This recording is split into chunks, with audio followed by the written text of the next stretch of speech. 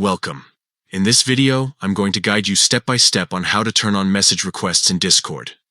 If you've been looking for a way to manage incoming messages more effectively, this quick tutorial will help you set things up the right way. Let's get started. First, open your Discord app on your phone. Once it's open, look down at the bottom right corner of the screen. You'll see your profile picture there. Go ahead and tap on it. This will bring up your account menu, where you have all of your personal settings in one place. Next, tap on the settings icon. This icon looks like a little gear, and it's where all the customization options for Discord are found. Once inside the settings menu, start scrolling until you see the section labeled Content and Social.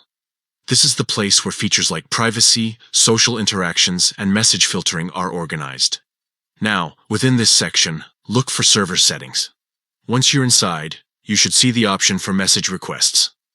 By default, this option might be turned off. To enable it, simply toggle the switch to the on position.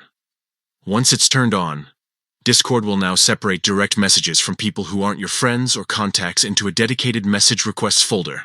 This is a great way to keep your inbox uncluttered and to review messages before deciding whether or not to respond. Instead of random messages arriving directly in your main chat list, they will appear under message requests, giving you the control to either accept or ignore them.